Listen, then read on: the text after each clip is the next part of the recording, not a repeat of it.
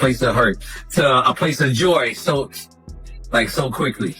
I didn't. It just happened, bro. Okay. I didn't plan it. Okay. Or nothing, man. It just happened at a you know what I'm saying, a dark time in my life, to be honest, you know what I mean? Right. You know, I don't got nothing bad to say, man. I wish her the best. Mm-hmm. You know what I mean? But you know, I moved on and man, she came in my. He described a moment in his life when everything seemed to change suddenly, as if moving from a place of deep pain to unexpected joy almost overnight. He didn't plan for it or even see it coming. It just happened during a dark time in his life, a period when he felt weighed down by struggles and uncertainty. He was honest about it, saying that he didn't orchestrate the shift in any way. It unfolded naturally, without warning, without calculation. One moment he was stuck in hardship, and the next life had taken a turn he hadn't imagined. It was fast, unplanned, and completely unexpected, and yet it felt transformative in a way he struggled to explain. Despite everything, he emphasized that he didn't carry any anger or bitterness toward the person involved. There was no desire to criticize or hold grudges. He expressed nothing but goodwill, wishing her the best, even as he admitted he had moved on. Life had brought someone new into his world, and with that, the previous chapter quietly closed. There was no shouting, no public confrontation, no dramatic final speech meant for others to witness. Instead, it ended simply. Footsteps were heard, silence followed, and then the door closed. It was as though everyone in the room had watched a line being crossed, a point of no return, and the weight of it hung in the air. According to those who were allegedly present, nobody interpreted the exit as a temporary break, a moment to cool off, or a scene that could be patched up with a phone call later. The mood in the room changed immediately, and not in a small or awkward way. Sources describe the silence after Claressa Shields walked out as the kind that hits hard, the kind of quiet that makes people realize they've just witnessed something they cannot unsee.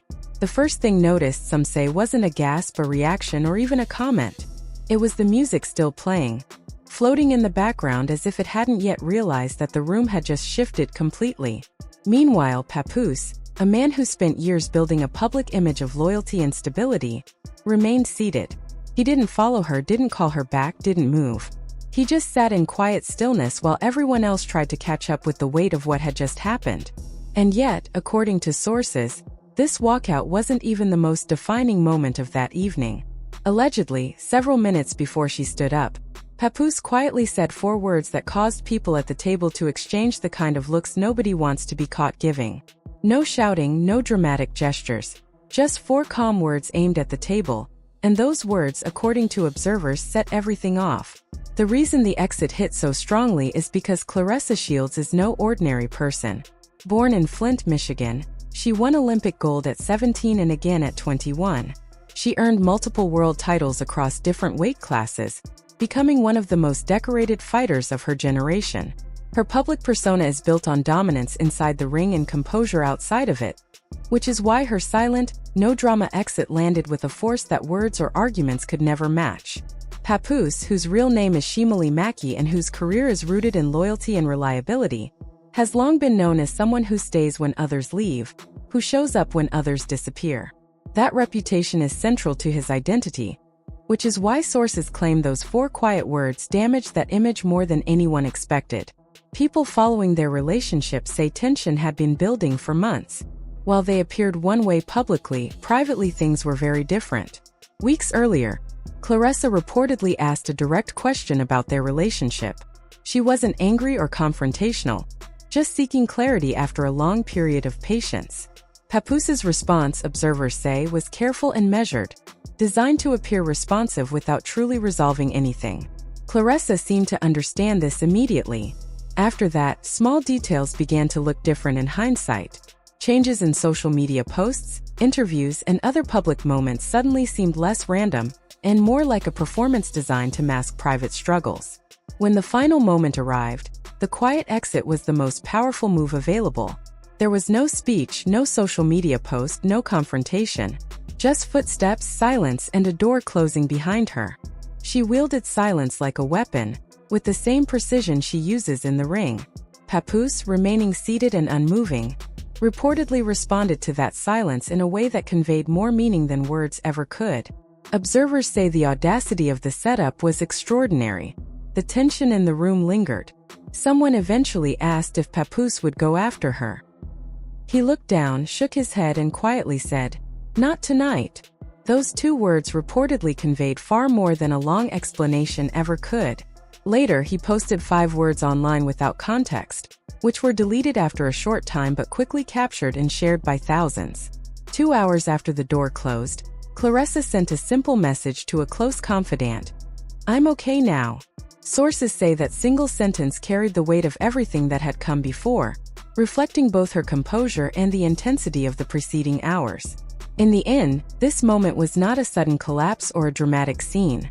It was a careful, deliberate, and quietly powerful sequence that revealed a lot about both people and the unseen pressures that had been building over time.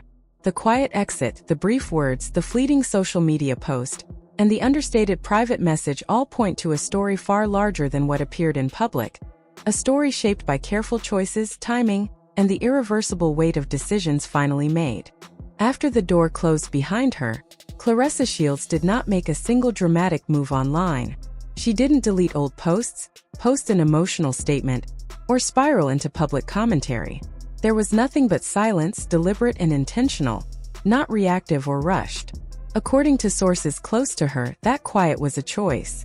It wasn't about hiding or avoiding attention, it was a way to regain control, to let the moment breathe before responding in any way. Hours passed. About 2 hours after the door shut, a single message was sent to one person in her inner circle. It wasn't about Papoose, the gathering, or what had just happened. It was just 3 simple words. "I'm okay now."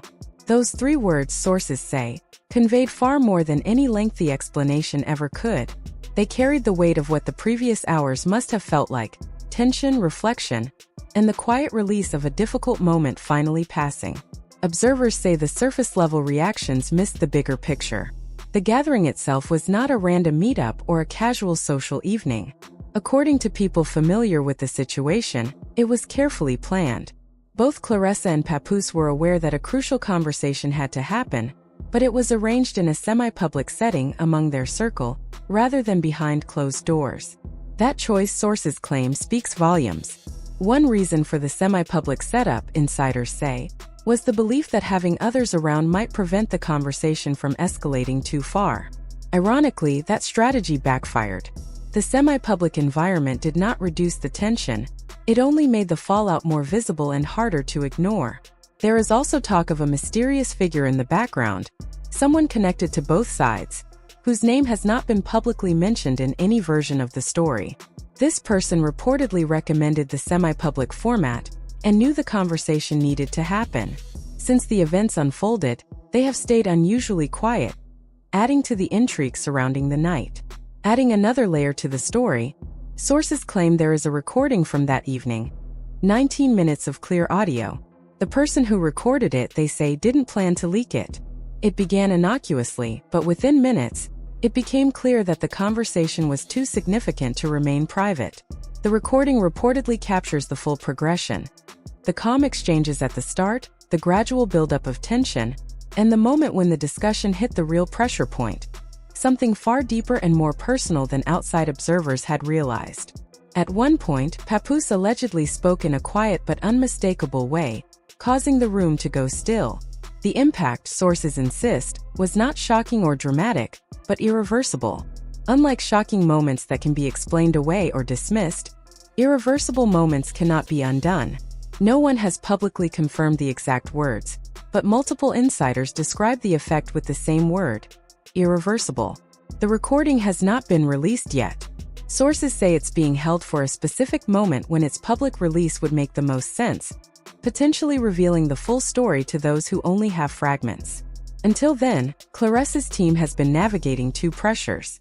First, her upcoming fight camp, which is being conducted under tighter media restrictions than usual, limiting casual access and reducing the chance of reactions being captured. Second, the question of whether she will address the situation publicly. Some within her circle believe continued silence is the strongest choice. Others argue that prolonged silence risks being interpreted as confirmation rather than dignity, and that a controlled statement might be necessary before the recording becomes public. According to sources, Claressa has not yet decided. When you look at everything together, the semi-public setup, the deliberate silence, the deleted 5-word post, and the carefully held 19-minute recording, the story looks far larger than a single walkout. On Papoose's side, sources say the remarkable aspect has been his calm. He has shown no panic, no collapse, only quiet control, as if he already knows the irreversible step has been taken and the rest is only a matter of timing. His 2 quiet words, "Not tonight," seem to reflect that mindset. The drama is far from over. Claressa Shields allegedly walked away because she recognized the exact moment a situation had stopped serving her. The exit, sources say, was the most deliberate and self-protective action she could take. Add to that the semi-public setting, the irreversible statement, the deleted post, and the strategically held recording, and it becomes clear that this was not a spontaneous emotional reaction. It was the visible tip of a decision insider's claim had been made well before anyone entered the room.